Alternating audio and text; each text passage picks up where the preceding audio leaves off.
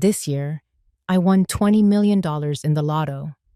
Coincidentally, I had a week till my 66th birthday. When my kids came over to celebrate, I wanted to tell them about this amazing surprise. I had everything worked out. I would use the money left over after taxes to purchase a lavish home for my daughter Luna and son Logan. I would also write a $1 million check to each of them. But when my birthday eventually came, I waited while looking at the array of expertly prepared food at the dining table and holding out. Logan and Luna had not arrived by 10 o'clock that evening. I contacted each of them several times, but nobody answered. A nagging discomfort took hold of my chest.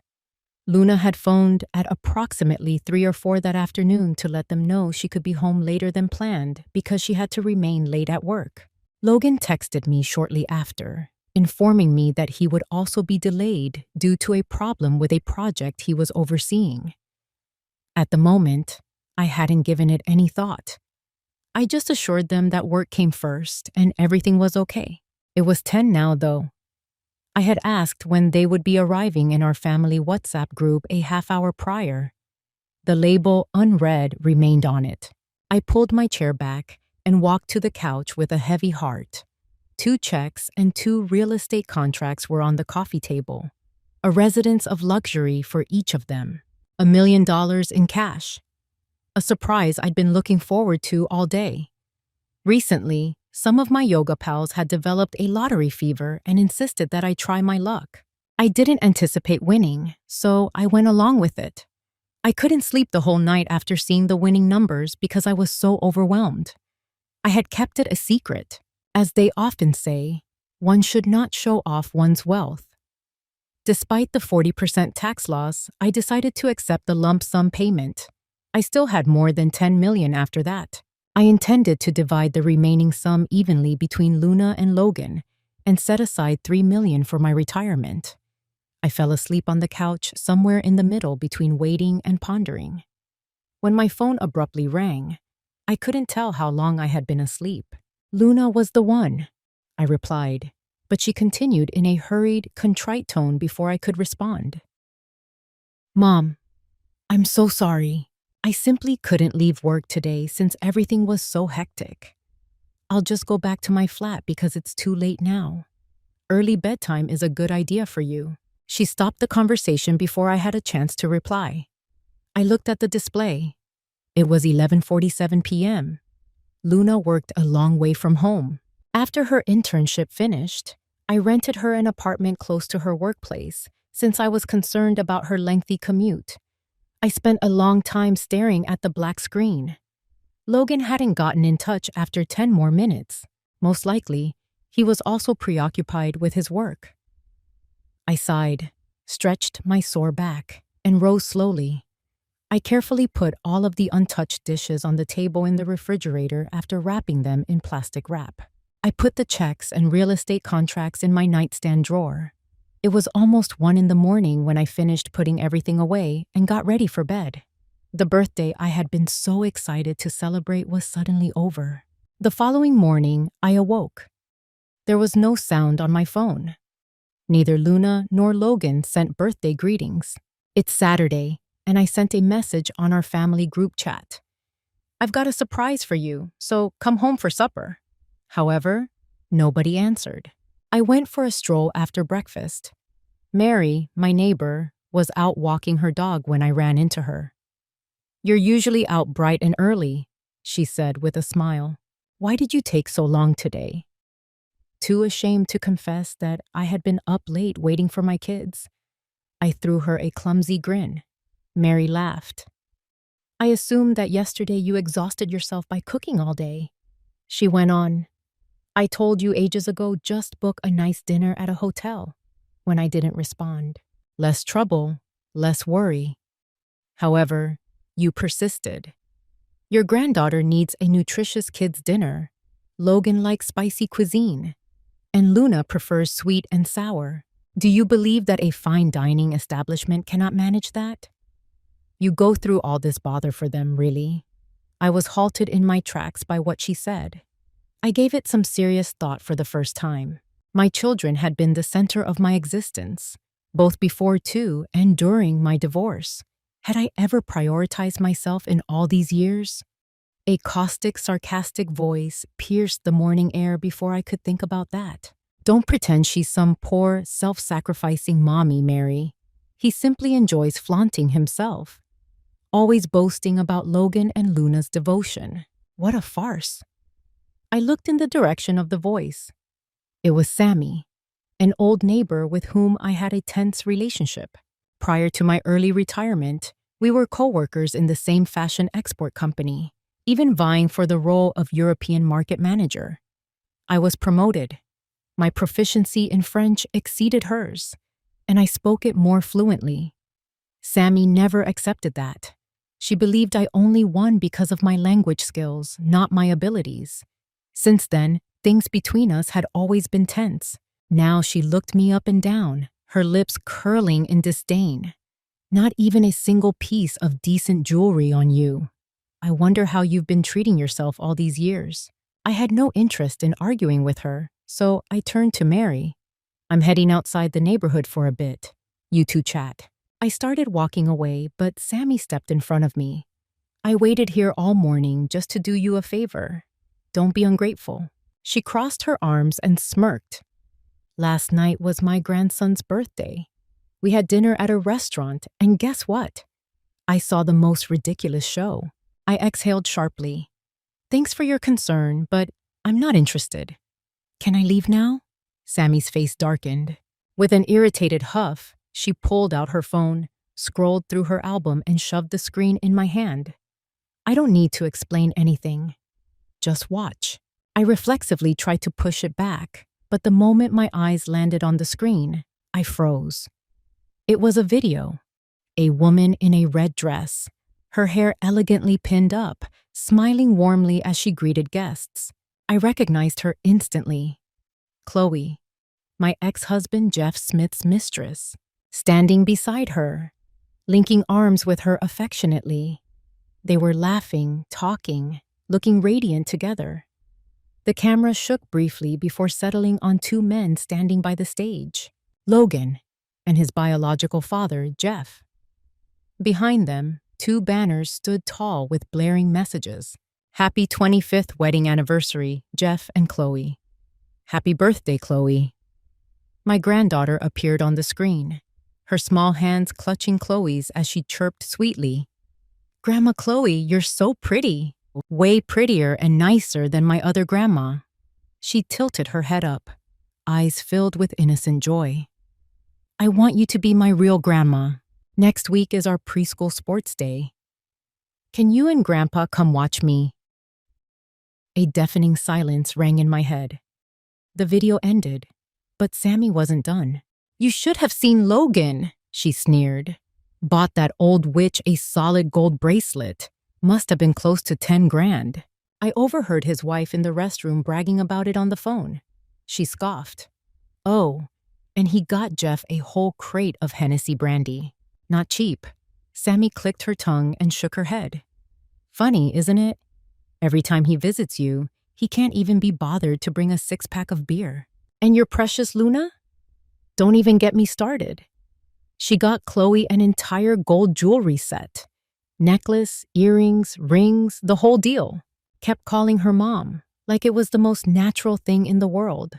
She turned to me with a sickly sweet smile. Didn't you always brag about how devoted they are to you? Strange. I don't see you getting even a crumb. Mary grabbed Sammy's arm, trying to stop her, but Sammy yanked it away. No, she snapped. She needs to hear this. She needs to see the kind of ungrateful, backstabbing wolves she raised. Always scrimping and saving for them.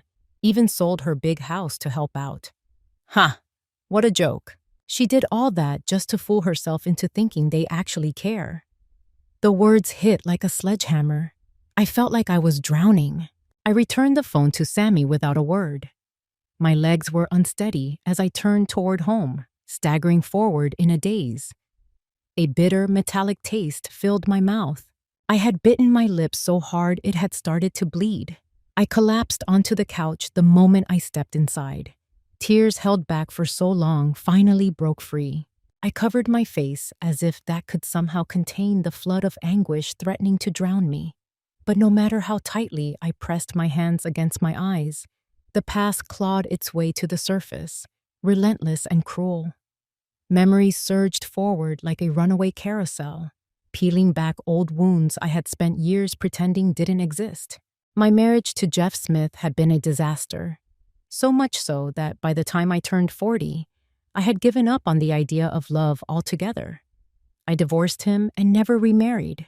Jeff was 6 years older than me. We met through a mutual friend. Back then, he was a tall, clean-cut man with an air of stability, an analyst in the city government's research office, with a bright future ahead of him. At 24, I was just a proofreader at a publishing house and not even a full-time employee.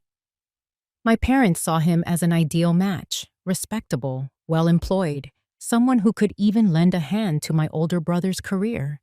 They told me I was lucky to marry him. So, without truly knowing much about his past, I agreed. I only learned the truth later. Too late. Jeff had never married before me because he had once been deeply, irrevocably in love. A love so profound that it left him unable to move on, unable to fully invest in any relationship that followed.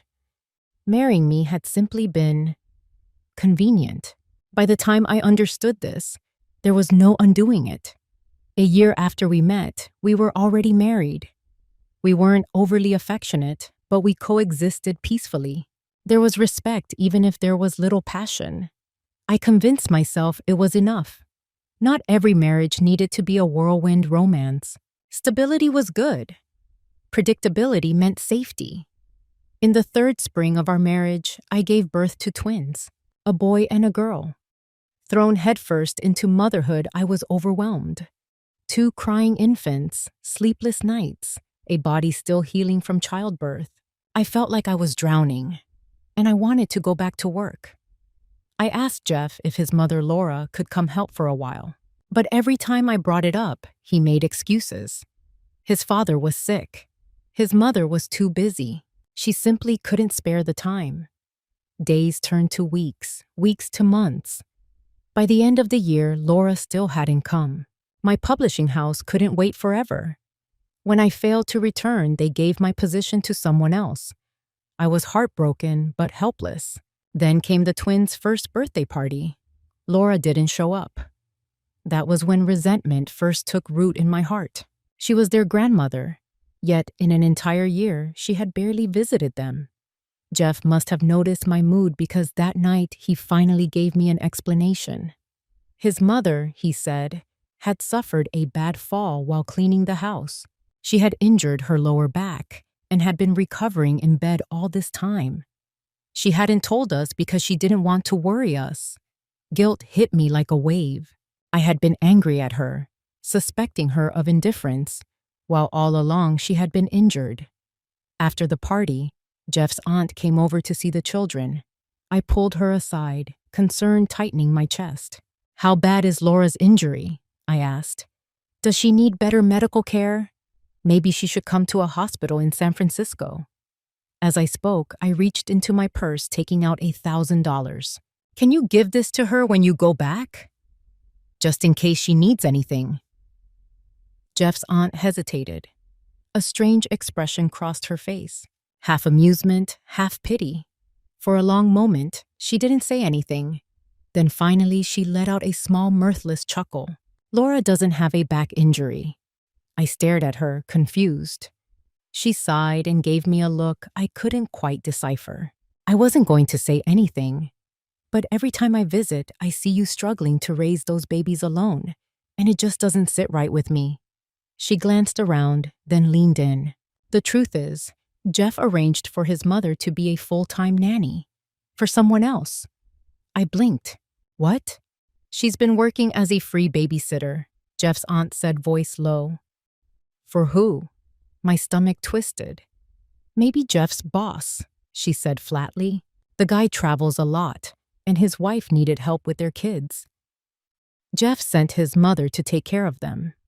I felt something sharp and cold lodge itself in my throat. I barely managed to whisper. "So, She could take care of his boss's children, but not her own grandchildren. The aunt nodded. A suffocating weight settled on my chest. She sighed again, then murmured, "I shouldn't be telling you this, but keep an eye on Jeff. Make sure no one steals him away." Her words sent a down my spine. Then she patted my arm, turned, and walked away. I stood there frozen, watching her retreating figure, unable to breathe. The words from Jeff's aunt were like a thorn lodged deep in my skin. That night, I tossed and turned, unable to sleep. The next morning, after Jeff left for work, I stepped into his study. I rarely entered this room. Only when cleaning, and even then, I never touched his personal belongings. I had always believed that even in marriage, there should be personal space. The study was simply furnished. 2 walls lined with bookshelves, a desk, and a chair. I sat down, pulling open his desk drawer. Inside were a few letters, his office's metal badge and address book, and some unimportant documents. At the very bottom of the drawer, I found a black and white photograph. I carefully pulled it out. It showed 5 people. Jeff stood next to a young woman wearing a white floral blouse with ruffled sleeves, her long hair braided into 2 plaits. I didn't need anyone to tell me. The unspoken connection between them was unmistakable. A woman's intuition, perhaps. I flipped the photo over. In the bottom right corner, delicate, elegant handwriting read, "Bound by heart love buried deep, April 1969. The writing was soft and graceful, likely hers.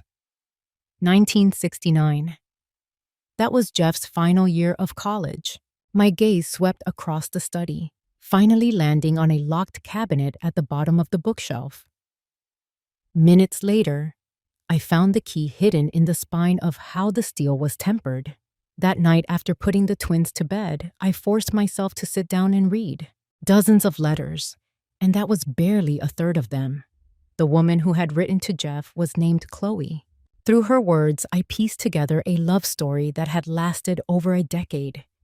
They came from the same small town, left home for the same university. In an unfamiliar city, far from family and friends, they had leaned on each other, encouraged each other, and eventually fallen in love.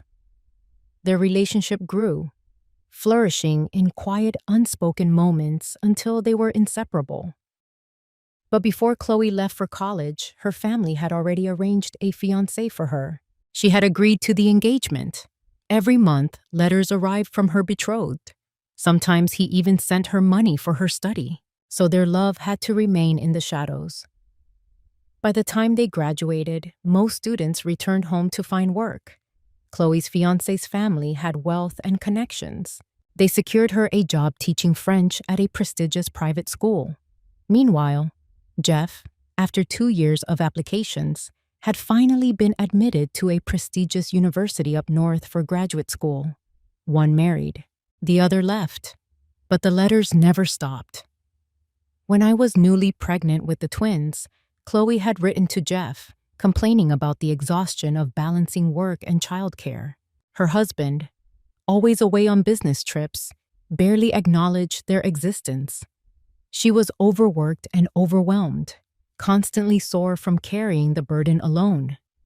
Jeff, heart aching for her, sent his mother Laura to help raise Chloe's daughter. That revelation alone was enough to shatter me. But the next letters, those were the ones that gutted me. Every time Laura takes care of me, I feel both guilty and happy. I want to call her mom, but I don't know in what capacity. I feel terrible for your wife. You barely make $1,500 a month, yet you still send me $500 in secret. If she ever found out, she'd throw a fit. You said your wife had twins. Well, the only thing I've ever seen give birth to 2 at once is my dog. I can't even imagine how big she must have been. Just the thought is horrifying. My coworkers joke about how I always get so many letters. I tell them they're from my husband, my love. They think I'm talking about Bruce, the man I married. The inked words reeked of forbidden intimacy, a humid, suffocating closeness that made me physically ill. That evening, when Jeff came home, I threw the letters in his face. screaming, fighting. It was a war zone. I had just given birth. I was physically and emotionally exhausted, and now I was unraveling completely. And him? He just stood there, his face impassive, watching my breakdown with a chilling detachment, as if I were a stranger. Only when I had exhausted my voice, trembling from rage, did he finally sigh in irritation. "Are you done?" he asked, his tone bored. "There's nothing between us, just letters. If it bothers you so much, I'll stop writing them." His words made my fingers go numb, made my legs go weak, but I didn't even have the luxury of breaking down. The twins, hearing the shouting, had woken up and were now wailing from their room. Jeff locked himself in his study, ignored everything. I wiped my swollen eyes and forced myself to my feet. The babies were hungry. They needed their nighttime bottle, or they wouldn't stop crying. But when I went to the kitchen, the can of formula was empty. A crushing wave of despair crashed over me. I had reminded Jeff for days that we were running low on formula. I had asked him, begged him, to pick some up on his way home. Even that morning, before he left for work, I had reminded him again, but he had forgotten. And now it was too late. Something inside me snapped. I stormed to his study and kicked the locked door open with all my strength. The sight inside made my vision blur with rage. Jeff was sitting at his desk, gently tracing his fingers over Chloe's face in a photograph. His eyes, filled with deep affection and longing, froze when he saw me. I strode over, snatched the photo from his hands and tore it to pieces. Then I flung the scraps at his feet. "Jeff Smith, you are a lying, heartless bastard," I screamed. "I want a divorce." For the first time, he froze. When he finally snapped out of it, he panicked. He scrambled to gather the torn pieces of Chloe's face, carefully tucking them into his pocket, as if they were the most precious thing in the world. Then he turned on me, his face contorted with fury. "You're insane. A hysterical, irrational shrew," he bellowed. He tried to storm past me. I grabbed his sleeve, refusing to let him go. His eyes burned red with rage. With both hands, he shoved me hard. I wasn't prepared. The force sent me flying backward, my lower back slamming against the sharp corner of the desk. A searing pain shot through me. I couldn't breathe. For a moment, my vision went completely white. Through the haze, I saw Jeff hesitate, just for a second. Then he turned and walked out the door, slamming it behind him. The house fell into silence, except for the heartbreaking cries of my children, echoing through the night. I don't remember how I made it through that night. Only the chaos, the agony, the relentless cries of my children, their tiny voices piercing my eardrums like needles. The next day, I wrote a letter to Jeff's workplace, the city hall, reporting his inappropriate relationships. But it was as if I had tossed a pebble into the ocean. No response. When I happened to run into Jeff's supervisor, the man had the audacity to chastise me instead, implying that I was being unreasonable, that I was embarrassing my husband by airing our private matters in public. "Whatever disagreements you have, handle them at home," he told me, voice dripping with condescension. "Don't drag your husband's workplace into it." I sought help from the local women's support group, but back then, people weren't as willing to intervene in a marriage unless there was undeniable immediate danger. Jeff's affair? It was just letters, not real cheating. My children were still so young. Their advice? Be patient. Endure. Look at the bigger picture. I was a caged animal, desperately searching for an escape. But every door I tried was locked. My parents and brother were dead set against me divorcing. They said, "Every woman goes through this. Just endure it, it'll pass. Once the kids are older, your life will be easier. Jeff works hard enough as it is. You don't even have a job, so stop making trouble for him. He didn't even bring that woman home. So what exactly are you complaining about?" And Jeff? Every time I mentioned divorce, he ignored me. Eventually, he simply moved out, into a dorm near City Hall, coming home only once every 10 days or so. The children were too young to understand.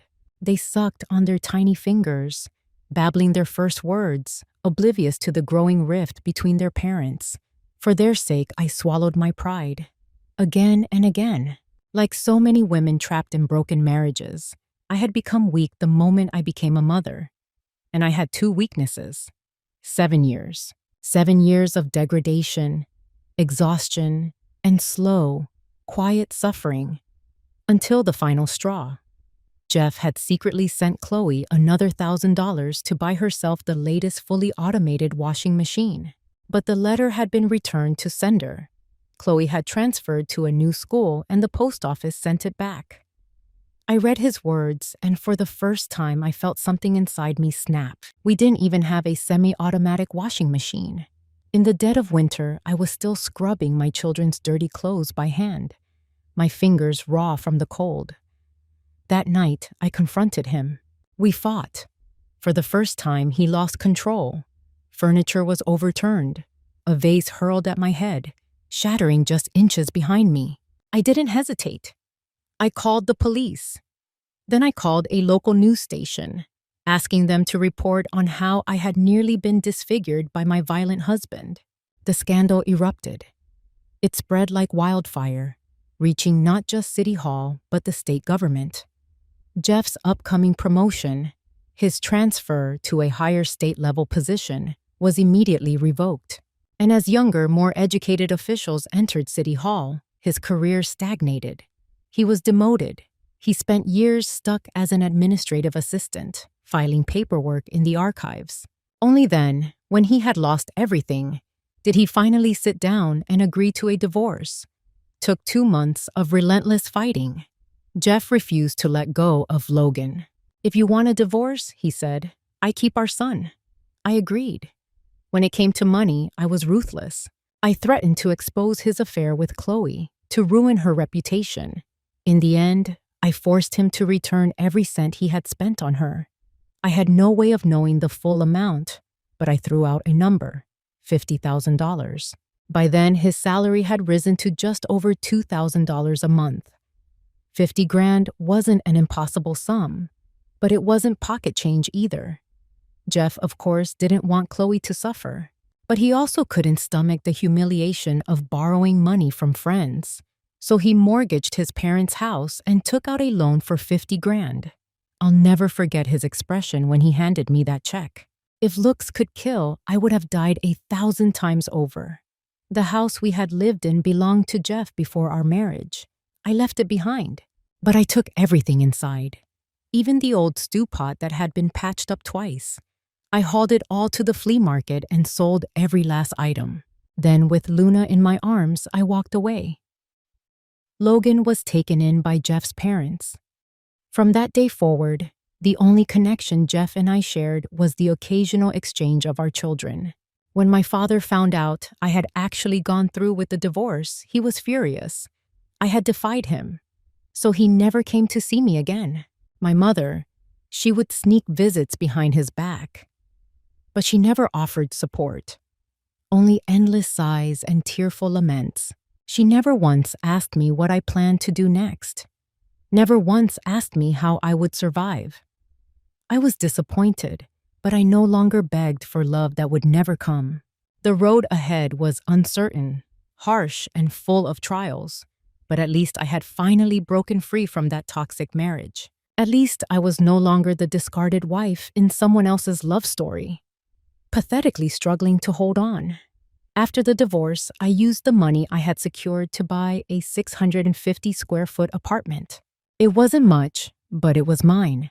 I bought a few pieces of furniture, transferred Luna to a new school, and once everything was settled, I turned my attention to something I had been looking forward to: payback. I penned a commendation letter to Bruce, Chloe's husband. I praised his wife's unwavering kindness, her years of tender care and devotion to Jeff. Bruce wasted no time. He filed for divorce immediately, standing before the judge in tears, declaring that his wife had been in a long-term extramarital affair. Unlike what I had experienced, no one told him to endure. no one dismissed it as just a few letters. Instead, everyone condemned Chloe, calling her shameless, immoral, a disgrace. Their divorce was finalized in record time. At the same time, Chloe was fired from her teaching job, accused of accepting bribes from students' parents. Whether she actually did or not, only Bruce would know. I didn't bother following their lives after that. I was too busy building my own. I found a job as a merchandise coordinator at an apparel export company. I had to learn French, master international trade, and juggle raising Luna. There was no time for petty gossip about people I had long since left behind. 5 years later, I was promoted, becoming the head of European sales operations. And Jeff? He never moved up. He remained stuck in the same stagnant position at City Hall. With no career prospects left to worry about, no reputation left to protect, he finally married Chloe. He even took out a loan to throw her a lavish wedding. But the person who suffered the most from their union was Logan. Anytime Logan and Chloe had a conflict, Jeff always sided with Chloe. I will never forget that night. Christmas Eve years ago. Logan arrived at my doorstep, his clothes tattered, his backpack filthy, his little hands frozen. The moment he saw me, he threw himself into my arms, sobbing, "Mom, I never want to go back to that house again. I hate them." Through his gasping tears, I finally got the story. With Christmas approaching, Chloe had made roast beef ribs for dinner. Logan, unable to resist the aroma, had snuck a piece. Chloe caught him, and she slapped him. When Jeff came home and heard what happened, he didn't reprimand Chloe at all. Instead, he scolded Logan, telling him it was wrong to steal food. Chloe, emboldened, had smugly ordered him to stand outside in the cold to reflect. It was freezing outside. Logan, humiliated and furious, had run to his room, grabbed his backpack, and run straight to me. "Mom, can I stay with you? Can I never go back?" Looking at his pale, chapped lips, his tear-streaked face, I pulled him into my arms and held him tight. From that moment on, he refused to return to his father's house. Chloe, of course, was thrilled. I don't know what she told Jeff, but the man who once fought tooth and nail to keep his son suddenly stopped resisting. Instead, he sent over all of Logan's belongings, as if discarding an unwanted item.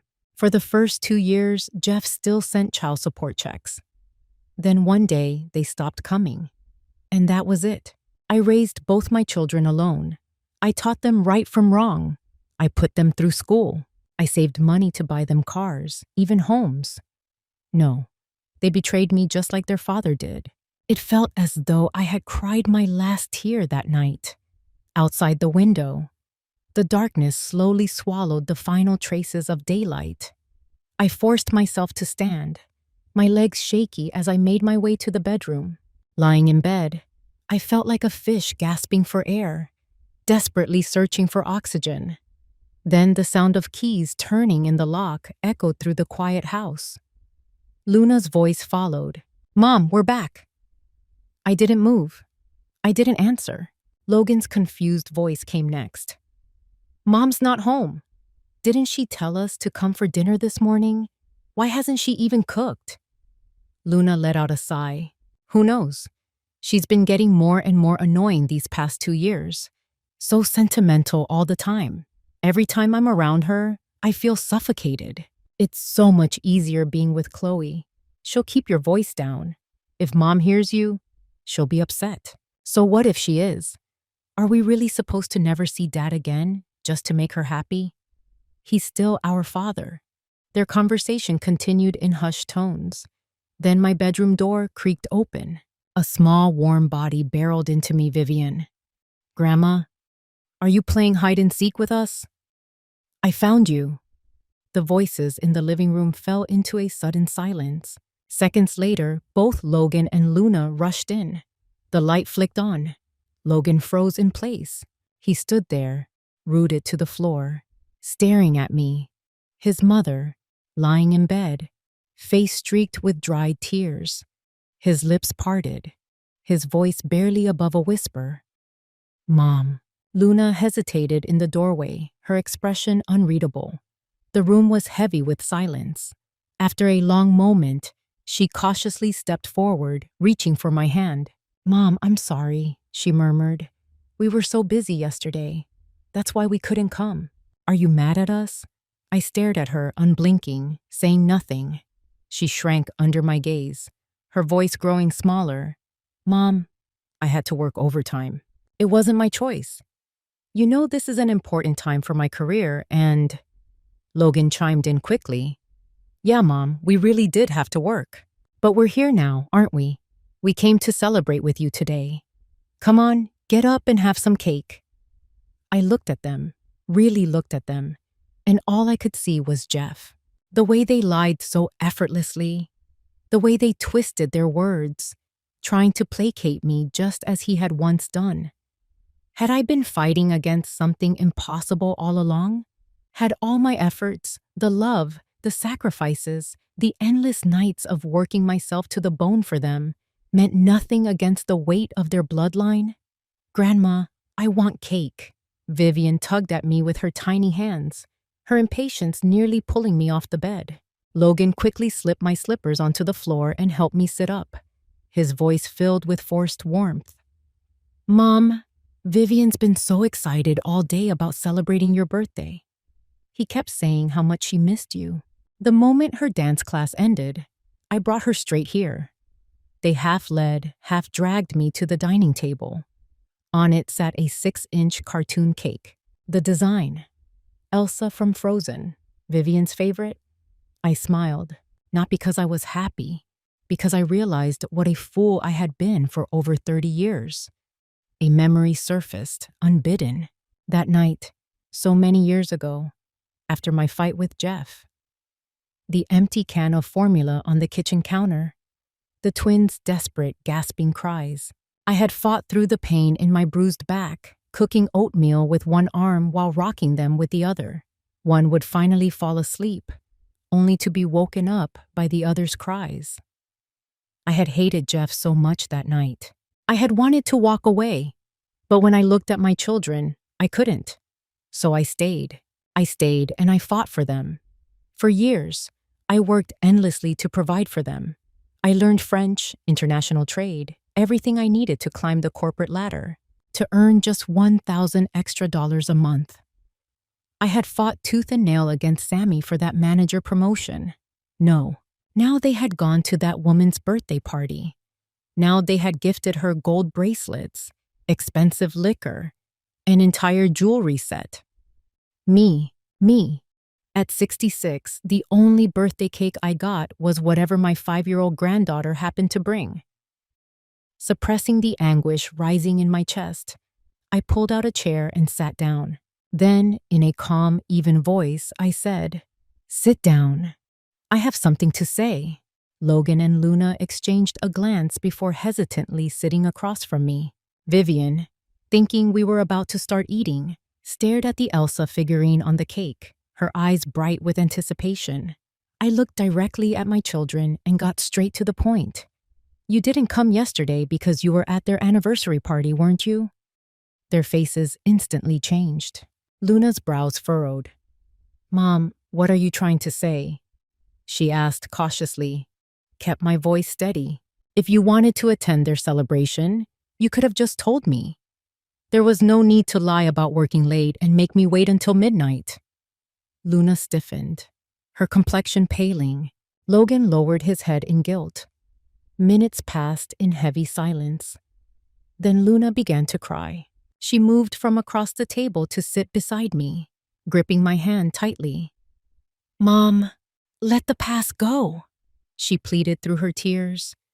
"You have to stop holding on to this. Dad has connections, resources. He can help me and Logan. Why should we struggle when we could ask him for help? Mom, we've had it hard too. Can't you try to understand us?" Her tears fell onto my hand, burning my skin like fire. "I'm getting married next year," she continued. "Lucifer and I are planning our future, and Dad promised to pull some strings to get him a job at City Hall." She looked at me then, and her next words pierced straight through me. If I can't rely on Dad, am I supposed to rely on you? I stared at her, feeling as if I were seeing her for the first time. Logan had settled down young, marrying right after college. Luna, on the other hand, had gone to grad school, then thrown herself into work, always pushing herself harder and further. The more educated she became, the more successful she was. The colder she became, the more she weighed pros and cons before making every choice. She shifted uncomfortably under my gaze, avoiding my eyes. Instead, she stared at the Elsa cake and murmured, "Mom, I've been holding this in for a long time. If you hadn't caused that scene at City Hall, Dad never would have divorced you. Logan and I wouldn't have had to struggle the way we did. Dad wouldn't have ended up a low-ranking government worker until the day he retired. If you had just endured, things would have been different for all of us." "Luna, stop!" Logan snapped. She flinched, then let out a bitter chuckle. "Am I wrong?" she shot back.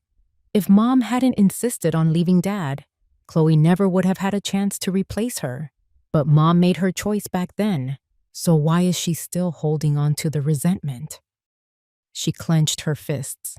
"Besides, Chloe and Dad only got together years after your divorce. She wasn't a homewrecker." Her face was flushed, her voice rising in fervent defense. Then she turned back to me. "Mom, let it go. Stop drowning in your own bitterness. You can't pass your hatred on to me and Logan. No matter what you say, Dad is still our father." I stared at her.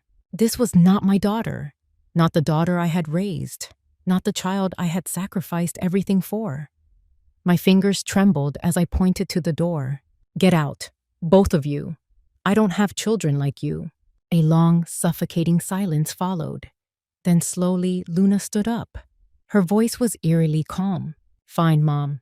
We should all take some time to cool off. I won't be coming back for a while." She grabbed the cake from the table and called out to Vivian.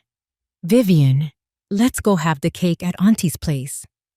Vivian hesitated, glancing at me before slowly sliding off her chair and reaching for Luna's hand. Hand in hand, they walked toward the door. Logan lingered. Outside, Luna's impatient voice rang out. "Logan, hurry up! What are you waiting for?" He picked up his coat and looked at me. "Mom, just calm down. I'll go talk to Luna." Then he too left. As the door began to close, I heard Vivian's small voice. "Does Grandma not want us anymore?" Luna's reply was sharp and deliberate. "That's right. You don't have a grandma anymore." Vivian cheered. "Yay! That means Chloe is my real grandma now. Tomorrow, I'll ask Grandpa and Grandma Chloe to come to my school's sports day."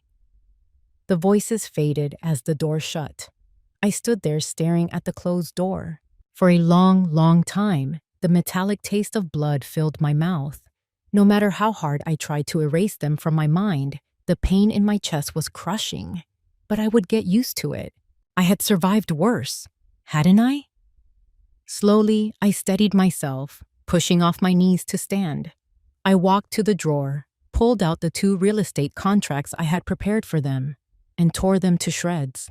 If they had their father now, if they had a new mother, then I had no more reason to care. From this moment on, I no longer have a son or daughter. On Monday morning, I went to a law firm and hired an attorney to draft my will. Upon my death, all my assets would be donated to charity. I also put Logan and his wife's house, still under my name, up for sale. Since they weren't home, I used my spare key to let the real estate agent in to take photos of the property. As I stepped out of the agency, my phone rang. It was the realtor I had spoken to about the luxury villa. "Miss Isabel, when would you be available to sign the contract? If you complete the purchase this month, we're offering 2 years of free property management services." I politely declined. "I won't be moving forward with the purchase." The salesperson pressed for a reason, but I barely heard them. My mind had already drifted to several years ago, back when Logan got married. At the time, I sold my old home, the one I had bought decades ago for $60,000. Thanks to the good school district, I managed to sell it for $250,000. I had planned to use the money as a down payment on a house for Logan and his wife, but they weren't satisfied with that. They had their eyes on my bank account too. They even wanted me to take out the mortgage in my name. To entice me, they offered to add my name to the deed and make me the primary mortgage holder. I refused. Instead, I gave them two choices. One, that I pay the down payment, but they handle the mortgage themselves. The deed would be in their names. Two, that I take out the mortgage in my name, but the house remains solely under my ownership. They could live in it, and I would rent elsewhere. When I passed, the property would be split equally between Logan and Luna. They debated for days before ultimately choosing the second option. And Luna? She was never shortchanged either. She attended a private university, where tuition alone cost $15,000 per year.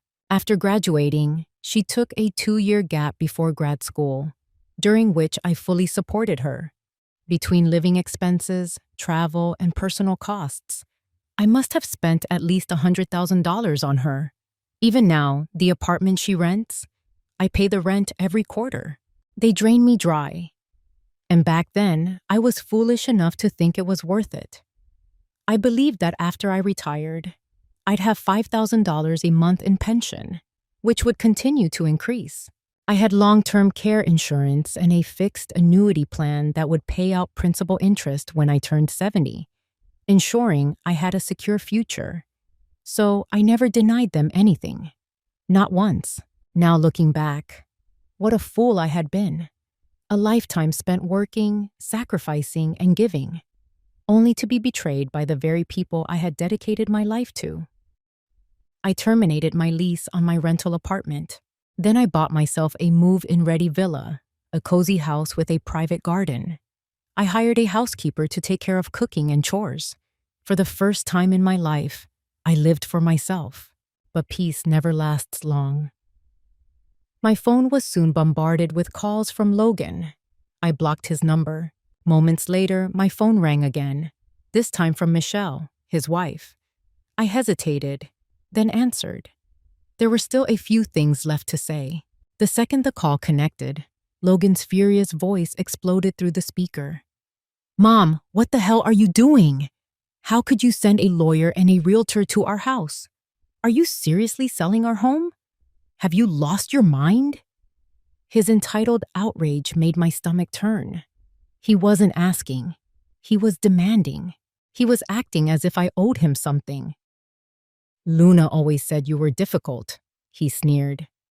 "I used to defend you, but now I see she was right.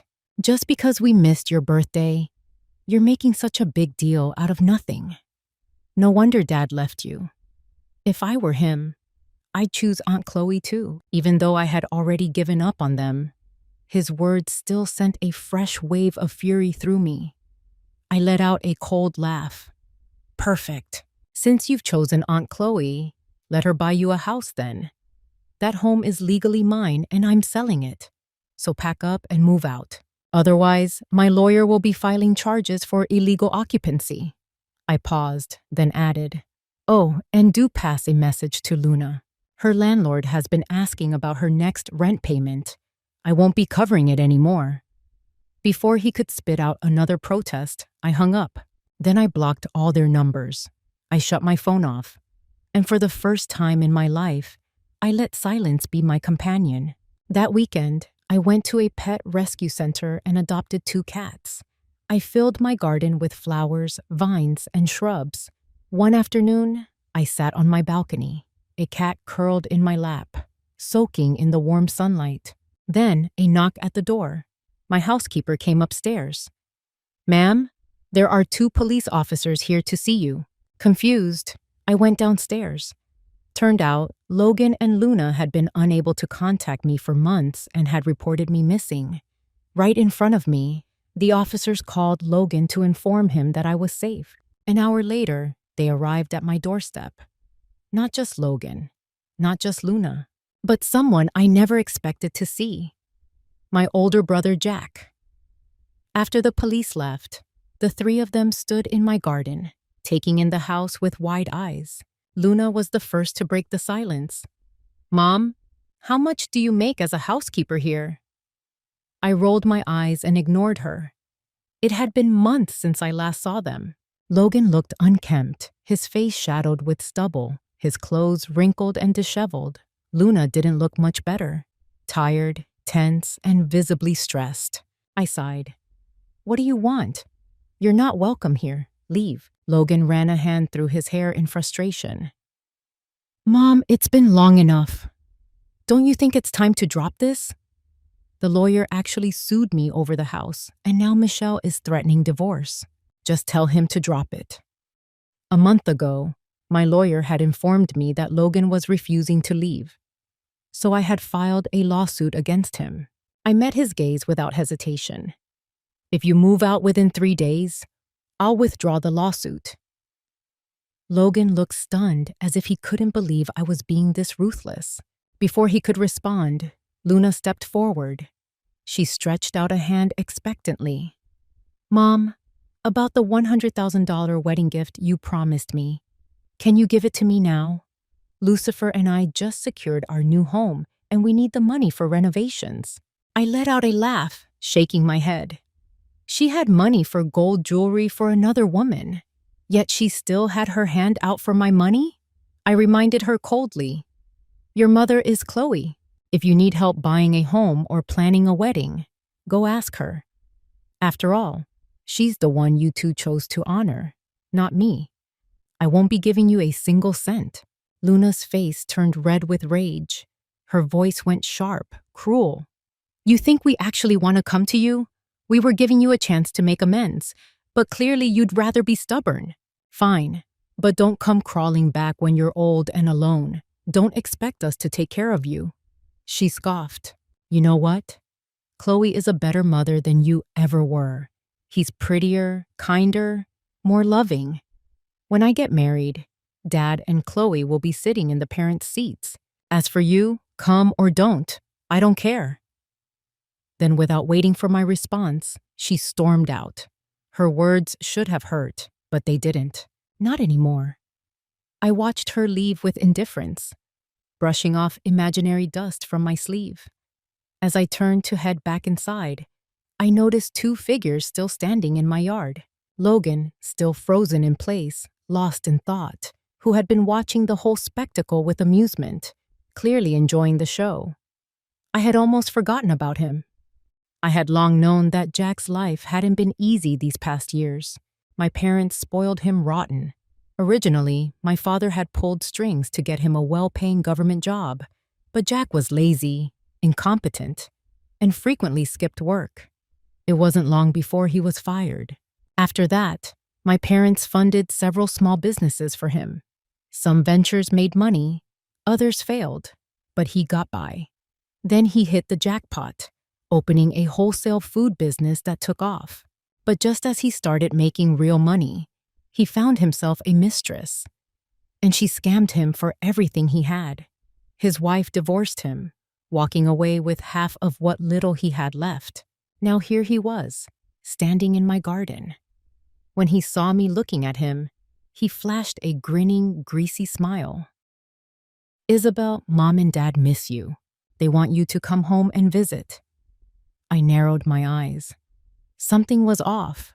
Jack had never cared about family bonds, so why was he suddenly playing messenger? He took a step forward, voice laced with fake warmth. "Dad doesn't hold a grudge against you anymore, you know. He's just stubborn.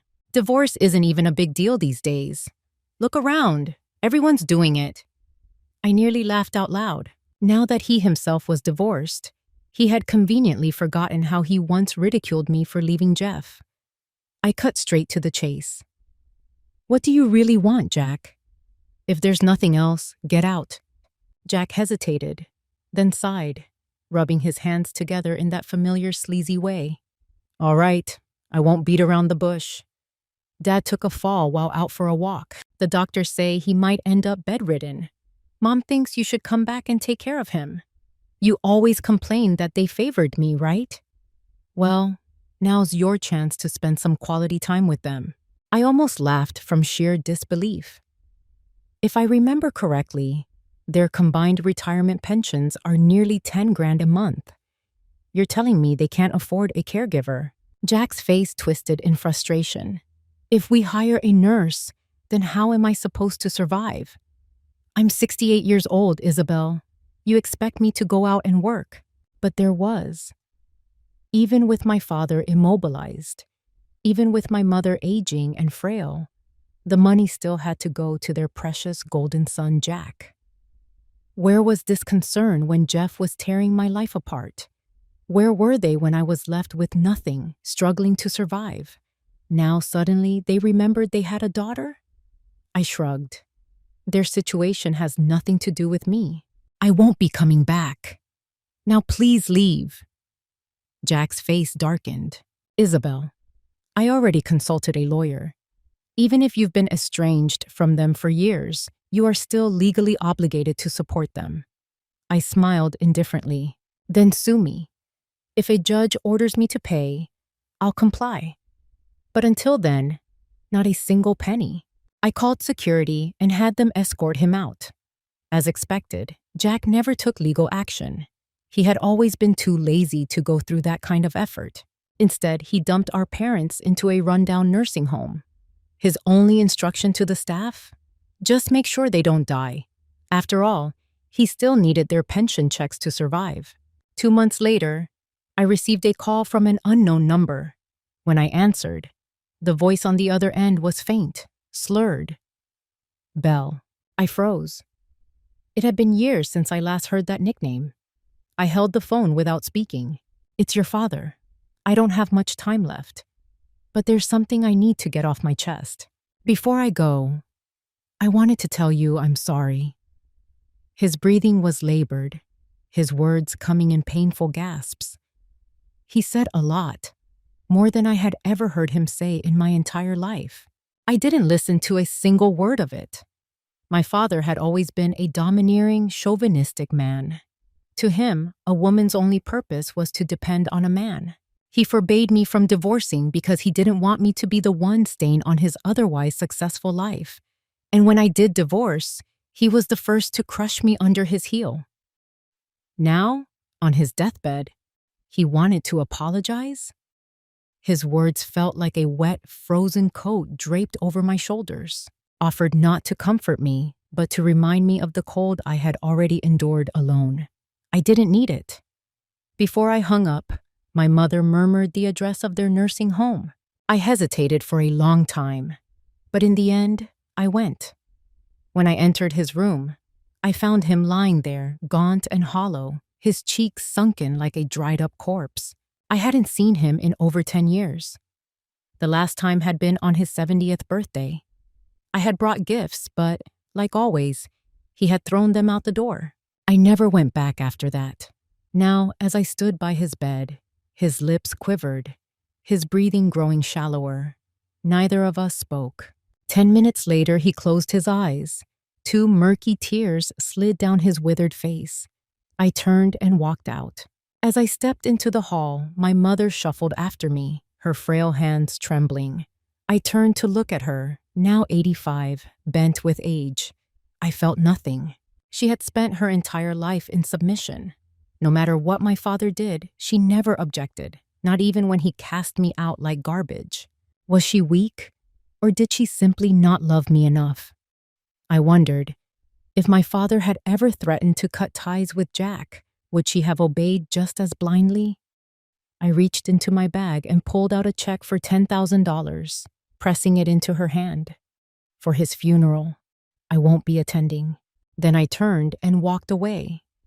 Behind me, her soft, broken sobs trailed into the empty corridor. I opened a large cafe bookstore, over 3,000 square feet of space. I was only 66. I couldn't just sit around eating and drinking, waiting for time to run out. During renovations, I specifically had power outlets installed at every seat. Shelves overflowed with books, and the air was thick with the rich scent of coffee. I hired students working part-time and people with disabilities who needed jobs. People came not just for coffee, but to work, study, and read. It wasn't a highly profitable business, but it didn't lose money either. One day, while managing the counter, I saw Michelle walk in, hand in hand with a man I didn't recognize. They looked intimate. The moment she saw me, her expression froze. She immediately let go of the man's hand. Then, after a brief hesitation, she let out a self-deprecating laugh. "Logan and I are in the middle of a divorce," she admitted. "He's been involved with a woman Chloe introduced him to for a long time. I only started seeing my boyfriend after that." I nodded. I had nothing to say. Logan and Luna's lives no longer concerned me. Whatever happened to them, I wouldn't interfere. Michelle sighed, then turned to her boyfriend. "Let's go somewhere else." As they walked away, I let out a quiet sigh. I could only hope that Logan wouldn't regret his choices. When Luna got married, she didn't invite me.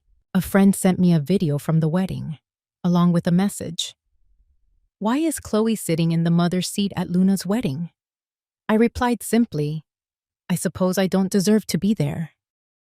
My friend hesitated for a long time, their typing indicator flickering on and off. In the end, they just sent a sad emoji.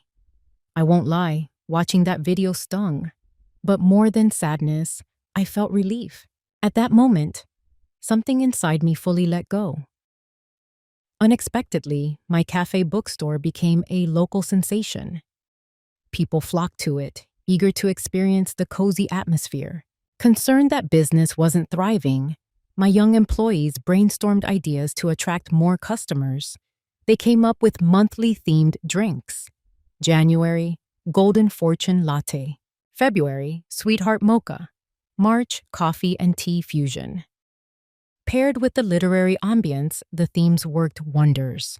Local travel bloggers and social media influencers began recommending the cafe. Soon, the cafe was bustling every day.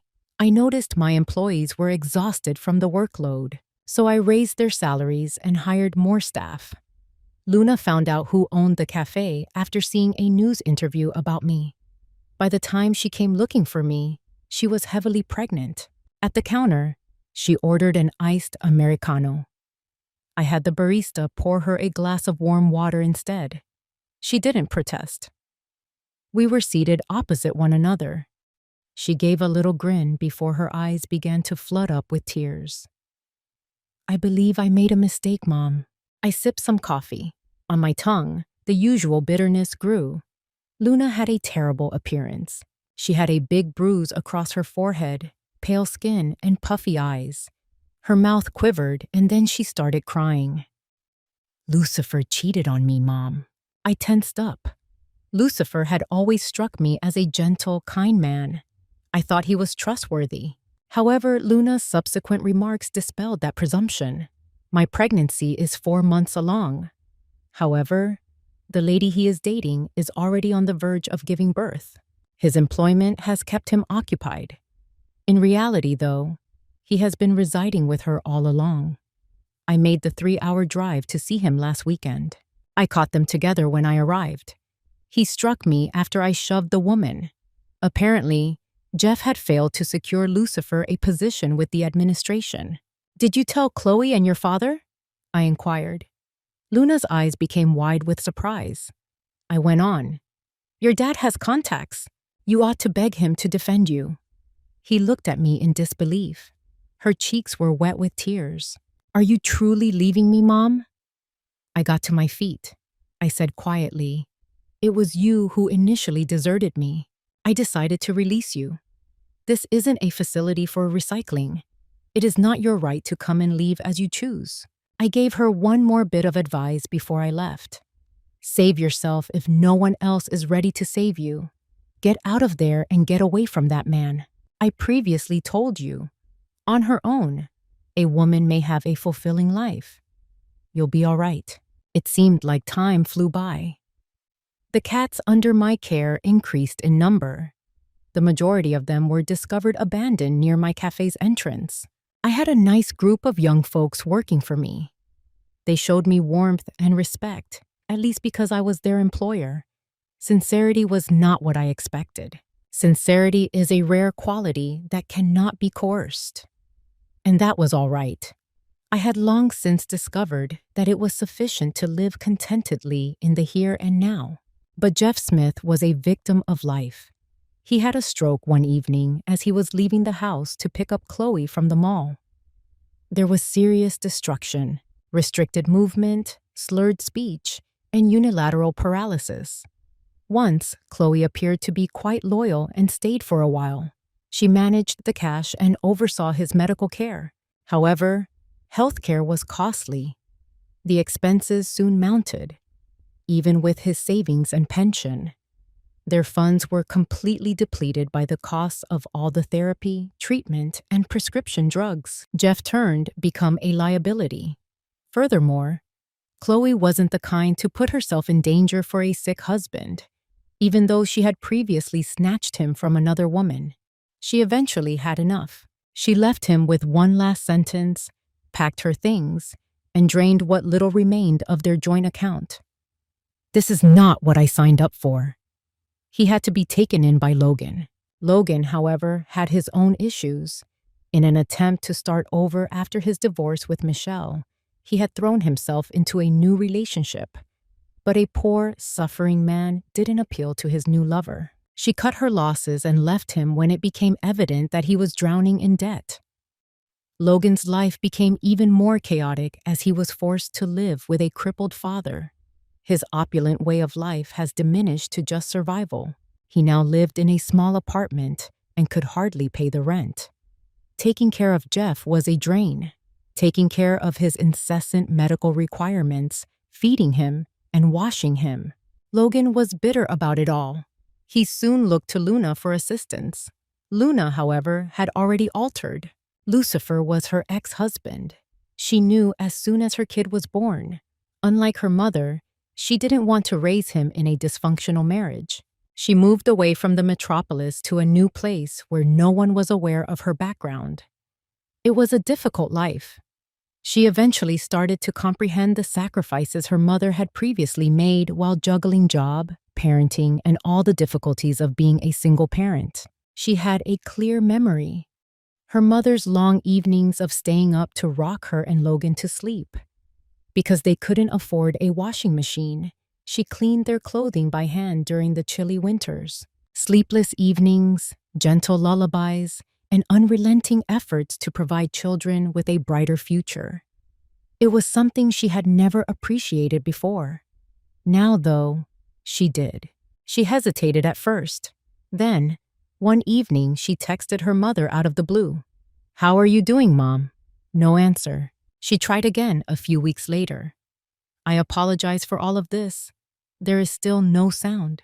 She wasn't looking for pardon. She still had a hope, though.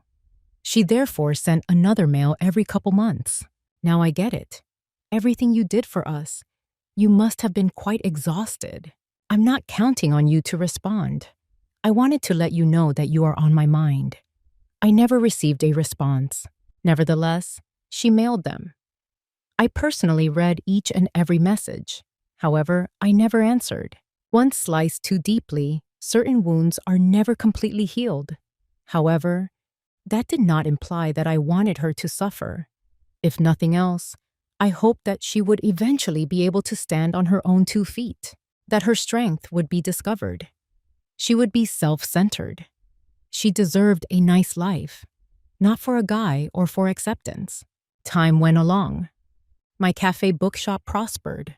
Warmth, reading, and my cat's gentle purring filled my house. The folks who used to make me feel heavy, my dad, my former spouse, my kids.